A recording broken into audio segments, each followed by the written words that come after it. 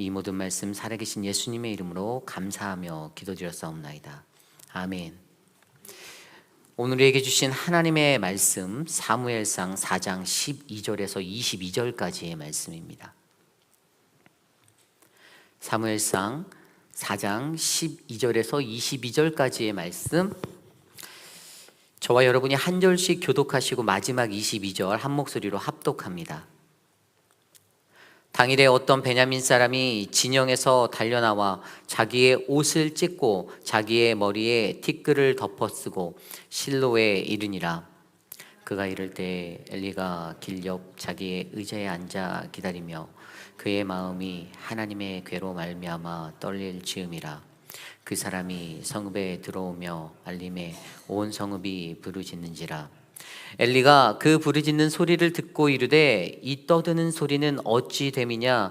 그 사람이 빨리 가서 엘리에게 말하니 그때 엘리의 나이가 98세라. 그의 눈이 어두워서 보지 못하더라. 그 사람이 엘리에게 말하되 나는 진중에서 나온 자라. 내가 오늘 진중에서 도망하여 왔나이다. 엘리가 이르되 내 아들아 일이 어떻게 되었느냐. 소식을 전하는 자가 대답하여 이르되 이스라엘이 블레셋 사람들 앞에서 도망하였고 백성 중에서 큰 살육이 있었고 당신의 두 아들 홈니와 비느하스도 죽임을 당하였고 하나님의 괴는 빼앗겼나이다. 하나님의 괴를 말할 때에 엘리가 자기 의자에서 뒤로 넘어져 문 곁에서 목이 부러져 죽었으니 나이가 많고 비대한 까닭이라. 그가 이스라엘의 사사가 된 지 40년이었더라. 그의 며느리인 비느하스의 아내가 임신하여 해산 때가 가까웠더니 하나님의 괴를 빼앗긴 것과 그의 시아버지와 남편이 죽은 소식을 듣고 갑자기 아파서 몸을 구부려 해산하고 죽어갈 때 곁에 서 있던 여인들이 그에게 이르되 두려워하지 말라. 내가 아들을 낳았다 하되 그가 대답하지도 아니하며 관념하지도 아니하고 이르기를 영광이 이스라엘에서 떠났다 하고 아이 이름을 이가봇이라 하였으니 하나님의 괴가 빼앗겼고 그의 시아버지와 남편이 죽었기 때문이며 또 이르기를 하나님의 괴를 빼앗겼으므로 영광이 이스라엘에서 떠났다 하였더라. 아멘. 하나님의 영광이 떠난 사람들 예수 안에 머물며 라는 말씀의 제목으로 함께 말씀 나누겠습니다. 하나님의 영광이 떠난 사람들 예수 안에 머물며. 아마 이 자리에 계신 저와 여러분 우리 모두에게 소원이 있을 것 같습니다. 여러분들 소원이 있으신가요? 저는 소원이 있습니다. 제 소원은 제가 하나님 앞에 주의 종으로 섬기며 살아가는 평생의 시간에 하나님의 영광이 저를 떠나지 아니하는 것입니다. 여러분들의 소원이 있을 터인데 여러분들은 어떤 소원을 가지고 계십니까? 물론 목회자로 살아가기에 제 소원은 그러한 목회적인 어떤 하나님과의 관계 속에서의 것들에 집중하여져 있지만 아마 여러분들도 여러분들 나름대로의 소원들을 가지고 살아가실 거라 그렇게 생각됩니다. 제가 가지고 있는 이 소원이 저는 제 일생 동안에 제가 기도한 대로 제가 원하는 대로 그렇게 끝까지 지켜지는 그러한 은혜가 되기를 저는 소망합니다. 제가 간절히 바랬던 것처럼 하나님의 영광이 내 삶을 놓지 않으시는 것, 쉽게 말하면 하나님이 나를 버리시지 아니하는 것을 의미합니다. 너무나도 많은 곳에서 목회를 하다가 하나님께 버림받은 분들을 저는 많이 보았습니다. 그들의 삶 속에서 그렇기 때문에 그런 모습들을 조명해 보며 제가 늘 두려워하고 떨려하는 것은 하나님께서 나를 버리시면 어떡할까? 하나님께서 내게 주신 그 능력과 은혜를 성령을 걷어가면 어떠할까라는 것이 제게는 참 두려운 것입니다. 오늘 이 시대를 살아가는 저와 여러분들에게 채워진 소원이 제가 강요하는 것은 아니지만 이러한 동일한 소원이 됐으면 좋겠습니다. 하나님의 영광이 내 삶에 머무는 것, 그것이 나를 떠나지 아니하는 것. 그래서 오늘 우리가 묵상한 사무엘상 4장 12절에서 22절까지의 말씀, 그것은 하나님의 영광이 떠난 사람들, 그들에게 주어졌던 환경과 상황들, 그들에게 벌어진 현상들에 대해서 말씀하고 있습니다. 우리가 하나님의 영광이 떠난 사람들로 살지 않으려면 어떻게 해야 하는지를 오늘 주시는 말씀 안에서 본문의 내용으로 깊이 있게 묵상해 보시는 저와 여러분 우리 모두가 되시기를 간절히 소망합니다. 하나님의 영광이 떠난 사람들, 그들에게 오늘 첫 번째로 일어난 것은요, 그들이 알아야 하는 것이 있는데 그 첫 번째는 무뎌진 영적 분별력은 우리의 영을 죽음으로 이끈다라는 사실입니다. 무뎌진 영적 분별력은 우리의 영을 죽음에 이르게 한다. 오늘 말씀 12절에 13절에 이렇게 기록되어져 있습니다. 당일에 어떤 베냐민 사람이 진영에서 달려나와 자기의 옷을 찢고 자기의 머리에 티끌을 덮어 쓰고 실로에 이르니라. 12절에 한 사람, 베냐민 한 사람이 진영에서, 전쟁터에서 뛰쳐나온 것을 묘사하고 있어요. 그런데 그를 묘사할 때 자기의 옷을 찢고 자기의 머리에 티끌을 덮어 썼다라고 성경은 표현합니다. 어떠한 일인가 하면 어떤 비극적인 일들이 일어났을 때 그 당시의 사람들의 모습의 관례, 형태들을 보여주는 그 구절입니다. 굉장히 급박하고 위기하고 아주 참담한 일들이 그들 가운데 벌어졌음을 암시해 주는 대목이죠. 우리는 이미 앞선 말씀의 이야기를 통해서 그들이 전쟁에서 패하였다라는 사실을 알고 있습니다. 그러한 일들이 그들에게 펼쳐졌어요. 그리고 또 다른 한 사람을 성경이 조명해 주고 있는데 13절에 나온 엘리 제사장입니다. 그가 이를 때 엘리가 길 옆에 자기의 의자에 앉아 기다리며 그의 마음이 하나님의 괴로 말미암아 떨릴 즈음이라. 그 사람이 성읍에 들어오며 알림에 온 성읍이 부르짖는지라. 아멘. 그 사람이 나올 즈음에 한켠에서 다른 스크린으로 비춰주는 그 사람은 바로 엘리였습니다. 그런데 엘리의 심적 상태가 어땠습니까? 길 옆에 의자에 앉아서 기다리는 그의 마음이 하나님의 괴로 말미암아 떨릴 즈음이다. 이것이 무엇을 암시해 주냐면 이미 그가 전쟁에 나아갈 때 그들이 자신의 어긋난 분석을 해서 자신들이 세웠던 전략, 그래 언약궤를 가지고 가자.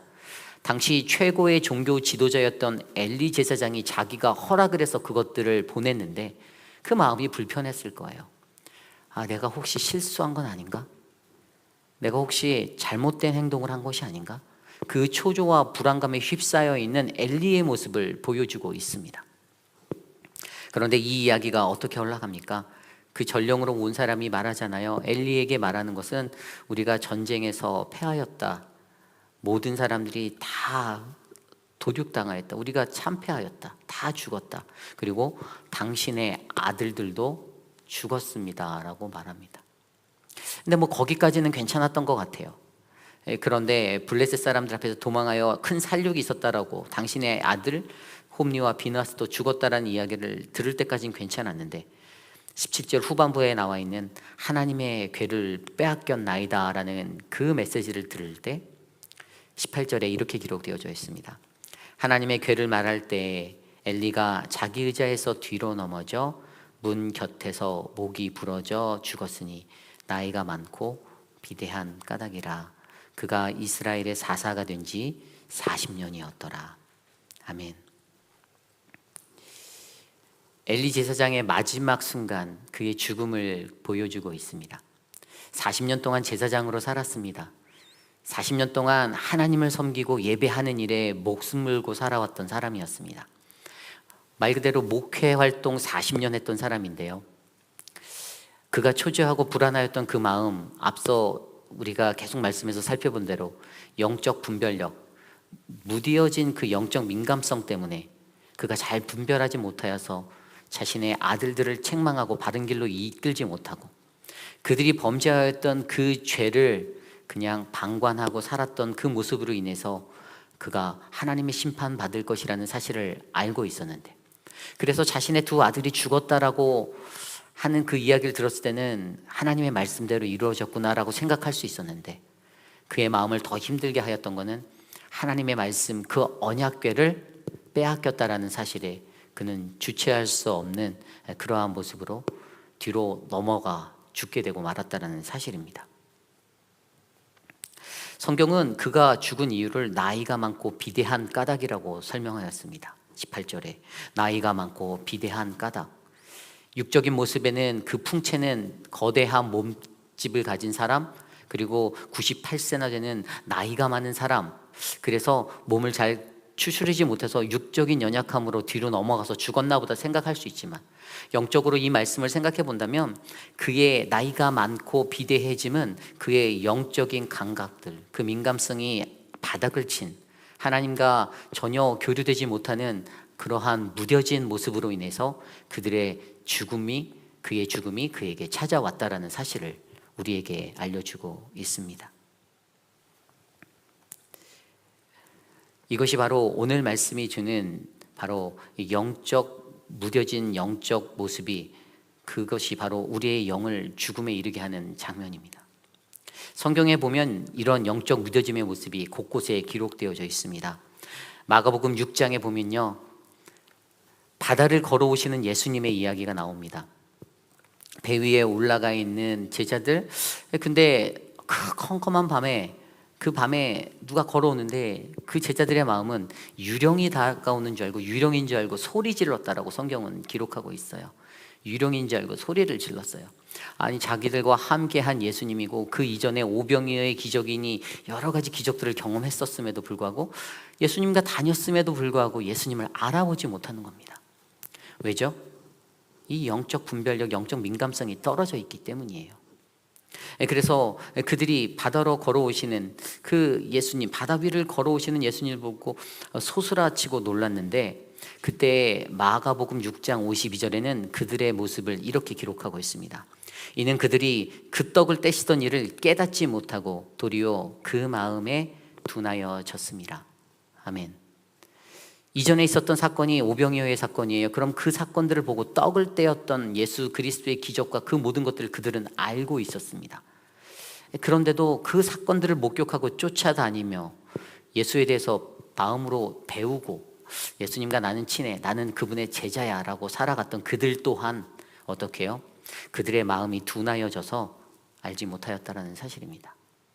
결국에 이 마음의 둔함이 문제인 것이죠.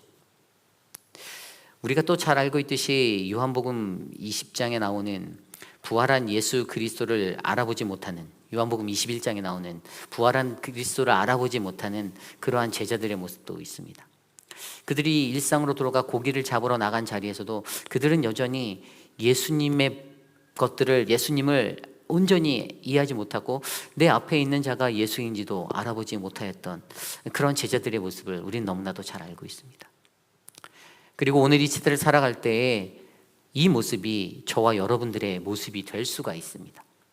우리가 영적으로 무뎌진 삶을 살아갈 때, 영적 무뎌짐이 무엇이죠? 하나님과의 깊이 있는 교제함이 없는 것, 하나님의 말씀과 기도로부터 멀어지는 것, 성령의 인도하심을 거부하고 내 자아와 내 마음대로 살아갈 때에 하나님의 사람, 거룩한 그리스도인의 백성들이 하나님으로부터 초점을 놓쳐버린 인생이 될 때, 우리는 그분이 부어주시는 성령의 은사, 성령의 은혜, 그 충만함의 것들을 놓쳐버릴 수 있다는 사실입니다. 그러므로 하나님을 믿는 믿음의 사람들,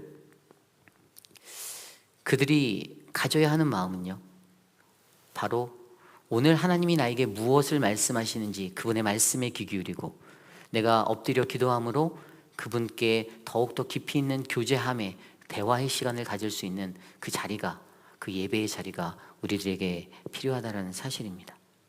요한복음 21장 4절에도 아까 그 제자들을, 예수께서 바다에 서셨으나 제자들이 예수가 누군지 알지 못했다라고 그렇게 기록하고 있습니다. 이 영적 무죄함이 오늘 이 자리에서 예배하는 저와 여러분들에게는 일어나지 않기를 저는 간절히 소망합니다. 이것이 바로 하나님의 영광이 떠난 사람들, 그들이 알아야 하는 첫 번째 무뎌진 영적 분별력은 우리의 영을 죽음에 이르게 합니다입니다.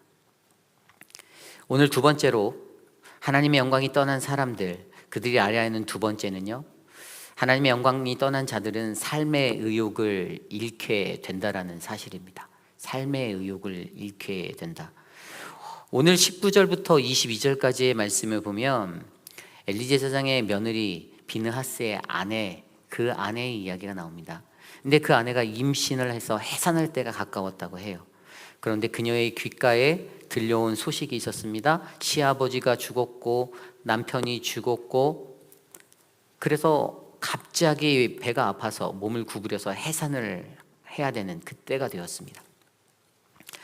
오늘 말씀 20절에 보면 이렇게 기록되어져 있습니다. 죽어갈 때 곁에 서 있던 여인들이 그에게 이르되 두려워하지 말라. 내가 아들을 낳았다 하되 그가 대답하지도 아니하며 관념하지도 아니하고. 아멘. 해산의 수고를 하여서 귀한 아들을 낳았습니다. 새로운 생명이 탄생된 자리예요. 그런데 너무나도 힘이 없어 보이는 그녀가 그려집니다. 성경은 그녀의 모습을 그가 대답하지도 아니하고 관념하지도 않았다라고 기록하고 있습니다. 그냥 위로를 얻으려 하지도 않고 그냥 절망하고 자포자기한 그 인생이 되었습니다. 하나님의 영광이 떠난 자리에 이러한 삶이 있다라는 사실을 우리는 기억해야 합니다. 그런데 그녀가 그러한 자기의 삶의 상태를 보고 그 아이의 이름을 짓는데 21절에 영광이 이스라엘에서 떠났다 하고 아이 이름을 이가봇이라 하였다라고 합니다. 태어난 아들의 이름이 이가봇, 그 의미는 영광스럽지 못한, 하나님의 영광이 어디 있느냐라는 그러한 이름의 의미입니다. 그녀는 하나님의 영광이 자신을 떠났다, 이 가정을 떠났다, 우리 가문을 떠났다, 이 나라를 떠났다라는 사실에 한탄스러워하고 마음이 아팠습니다.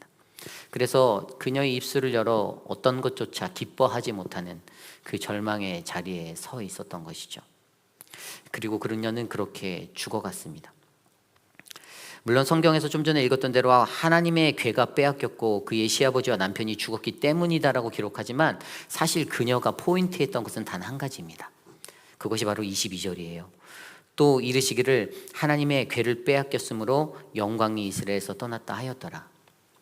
이게 무슨 의미인가 하면 그녀의 집중은 오직 하나님의 언약궤를 뺏긴 사실에 그것 때문에 마음 아파하고 그것에 집중했다라는 사실입니다. 하나님의 언약궤는 무엇인가요? 하나님의 언약궤는 하나님의 그 약속이 담겨 있는 그러한 자리입니다.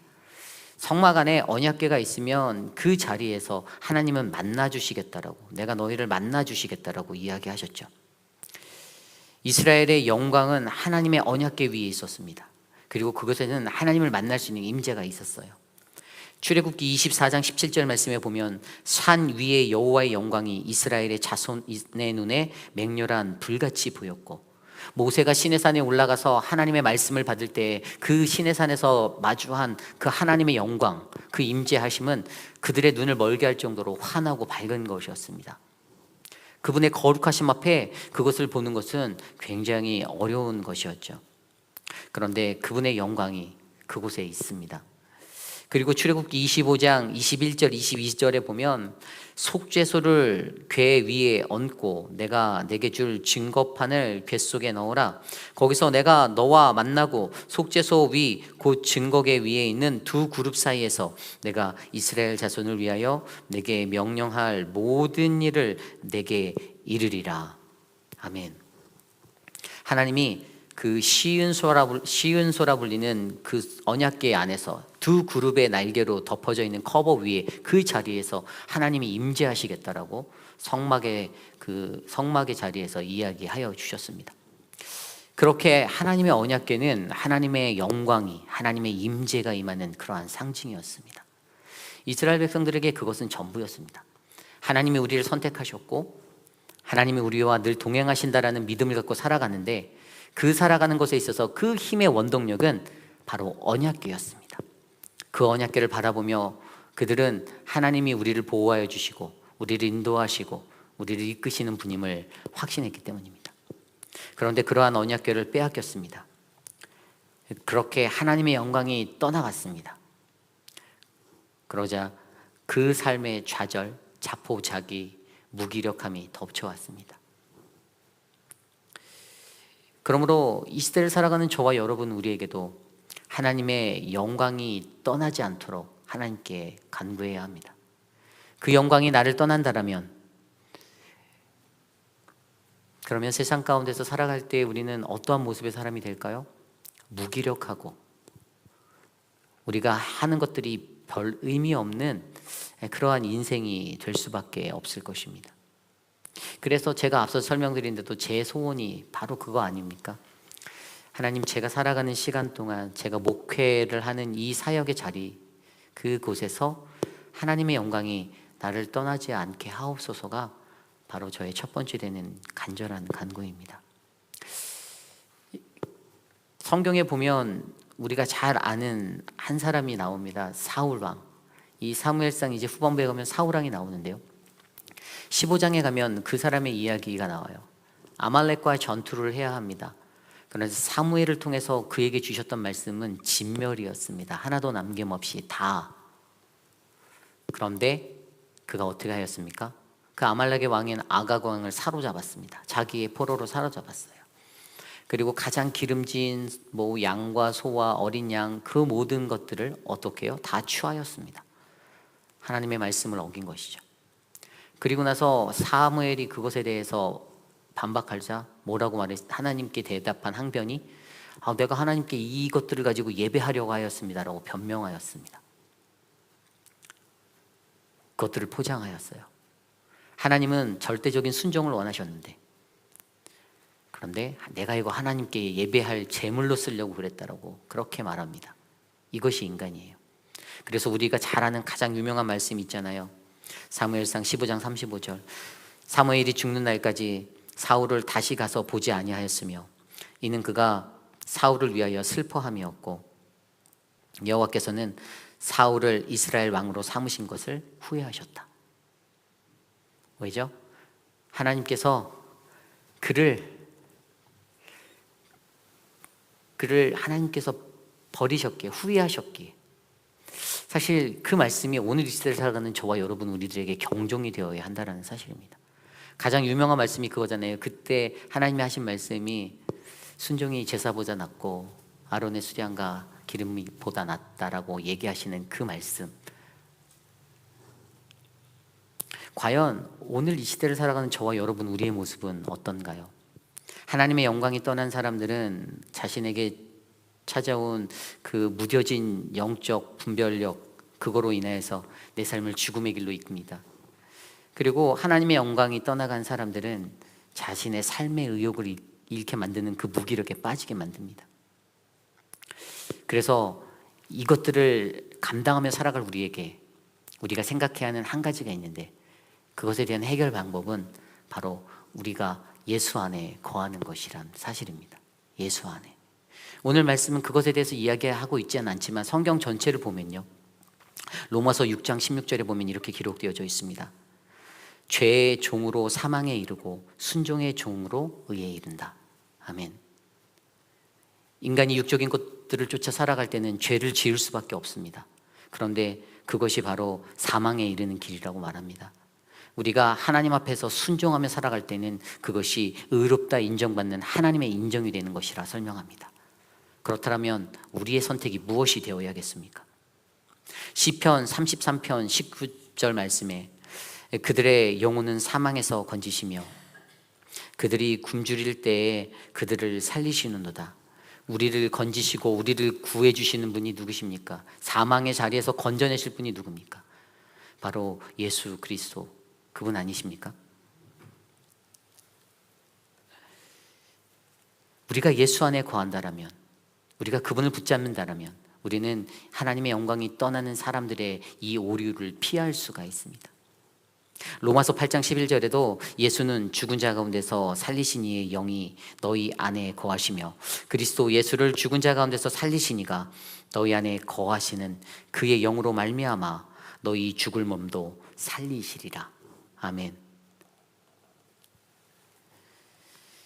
그 영의 은혜가 예수 안에 거하면, 예수 가운데서 우리가 거할 때 우리가 우리의 죽을 모습의 그 모습도 하나님께서 건져내 주실 수 있다는 믿음을 줍니다. 야고보서 5장 20절에도 너희가 알 것은 죄인을 미혹하는 길에서 돌아서게 하는 자가 그의 영혼을 사망에서 구원하실 것이다. 아멘. 예수 그리스도가 그것들을 우리에게 부어주십니다. 우리가 돌아서야만, 그 미혹된 길에서 돌아서야만, 근데 우리의 힘이 아닌 바로 예수 그리스도를 믿는 믿음 안에서 그 일들을 감당할 수가 있습니다. 그리고 사도 바울이 했던 마지막 권면, 에베소서 2장 22절, 너희도 성령 안에서 하나님이 거하실 처소가 되기 위하여 그리스도 예수 안에서 함께 지어져 가느니라. 아멘.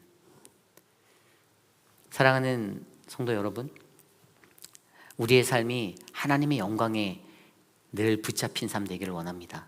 하나님이 부어주시는 그 은혜를 경험하는 삶이 되기 원합니다. 하나님이 나를 떠나지 아니하도록 간구하십시오. 하나님의 말씀을 붙잡으십시오. 그분께 간절히 기도하십시오. 하나님, 나를 제발 버리지 마세요. 하나님, 내 영적 판단력이, 내 분별력이 무뎌지지 않게 해주세요.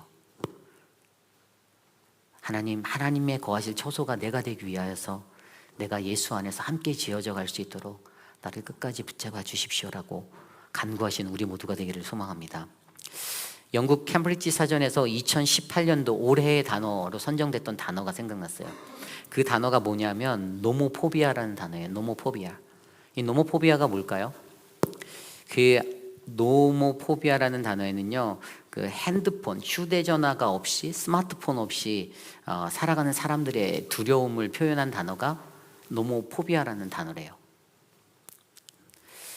2018년도만 해도 뭐 몇 년 전이잖아요. 그때만 해도 뭐 엄청나게 사람들이 핸드폰, 뭐 요즘 이제 6살 된 저희 딸만 해도 핸드폰 너무 잘 만져요. 뭐 가르쳐 준 적이 없어요.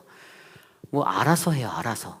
얼마나 똑똑하냐면요, 그 작은 태블릿을 예전에 만들어 이렇게 아내가 할 수 있게 아이가 게임을 한다고 해서 해줬는데 본인이 결제를 하더라고요. 엄마가 한 걸 본 거예요, 옆에서. 그리고 본인이 패스워드를 눌러서 본인이 엔터를 눌러서 제가 하루는 교회에서 일하고 있는데 막 그 이메일이 오는 거예요. 결제되었으면 결제되는 뭐. 그랬더니 다 게임인 거예요. 그래서 아내한테 급하게 전화를 했더니 나린이가 지금 만지고 있다고 하더라고요. 아내 놀랐어요. 가르쳐주지 않았는데. 그래서 제가 말했어요.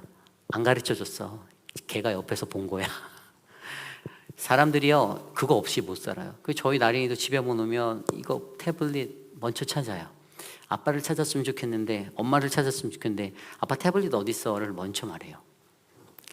그런데 제가 이 노모포비아라는 단어를 생각하며 그 가운데 노갓포비아라는 생각을 해봤어요. 만약에 우리가 하나님이 없이 살아갈 때 두려움과 불안함에 떠는 자들이 된다라면, 그리스도인의 삶엔 그게 맞잖아요. 핸드폰이 없어서 손을 벌벌 떠는 사람들이 아니고 내 폰 어디 있지?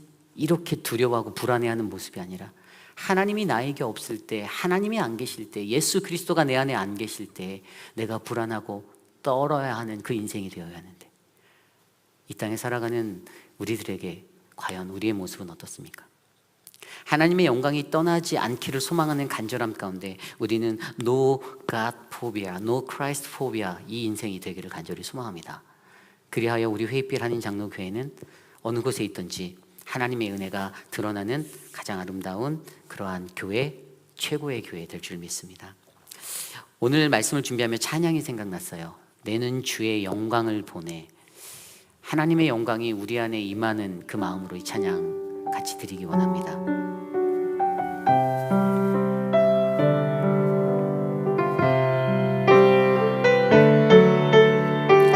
내는 주의 영광을 보내. 내는 주의 영광을 보내. 우리 가운데 계신 주님, 그 빛난 영광 온 하늘 덮고 그 찬송 온 땅 가득해. 내는 주의 영광을 봅니다. 내는 주의 영광을 보내. 찬송 가운데 서신 주님, 주님의 얼굴은 세상 향하네. 권능의 발을 드셨네. 주의 영광 이곳에 가득해. 우린 선해 주님과 함께 찬양하며 우리는 전진하리. 모든 열방 주 볼 때까지 다시 한번 찬양할까요? 내 눈 주의 영광을, 내 눈 주의 영광을 보네. 우리 가운데 계신 주님, 그 빛난 영광, 그 빛난 영광 온 하늘 덮고 그 찬송 온 땅 가득해. 내 눈 주의 영광을 바라봅니다. 내 눈 주의 영광을 보내.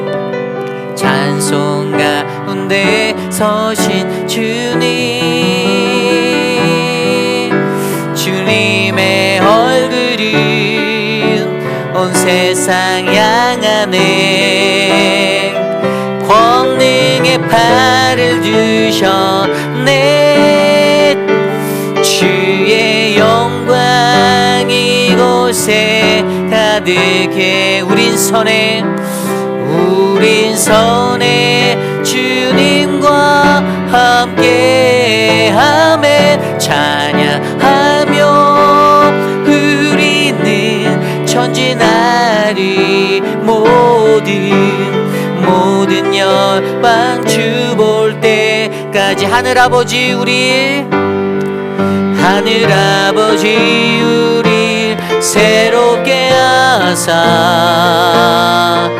열방 중에서 주를 섬기게 하소서. 모든 나라 일어나 찬송 부르며 영광의 주님을 보게 하소서. 주의 영광 이곳에 가득해. 우린 선해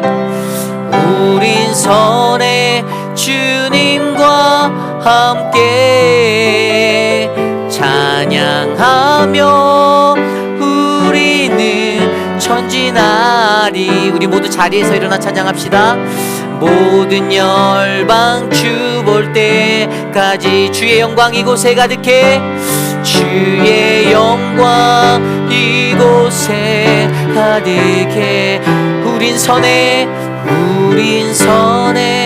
주님과 함께 하며 찬양하며 우리는 전진하리.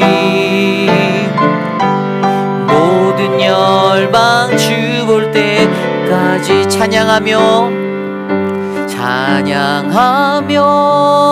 우리는 전진하리. 모든 열방 주 볼 때까지. 존귀하신 하나님 감사합니다. 모든 열방이 주님의 영광 구할 때까지, 그 주의 영광 바라볼 때까지 하나님 우리를 놓지 않으시기를 간절히 소망합니다. 하나님, 내가 무엇이간데 나같이 연약하고 하나님 나같이 보잘것없는 사람을 하나님이 붙잡아 주십니까? 하나님, 나를 불쌍히 여기시고 나에게 주의 긍휼을 베푸셔서 주의 영이 나를 떠나지 아니하도록, 내가 주님께 버림받지 아니하도록, 주님이 나를 세우신 것을 후회하지 아니하도록 하나님 살게 하여 주시옵소서. 지금은 우리 구주 예수 그리스도의 무한하신 은혜와 그 크신 하나님의 사랑하심과 성령 하나님의 감화감동 교통하심의 역사가 이 험한 세상을 살아갈 때 하나님, 세상 사람들로, 세상의 것들로, 여러 가지 것들로 두려워하고 불안해하는 것이 아니라 나에서 오는 하나님이 내 평생 나를 지켜주시고 나와 함께 하시며 나를 버리지 아니하시는 것입니다라고 고백할 수 있는 그 믿음의 간구를 주님께 드리며 살기로 다짐하는 사랑하는 우리 휘빌하는 장로교회 성도님들, 오늘 이 아침에 거룩한 주의 존전에 나와 주께 예배드린 믿음의 권속들 머리머리 위에 지금으로부터 영원토록 함께 하시길 간절히 축원하옵나이다. 아멘.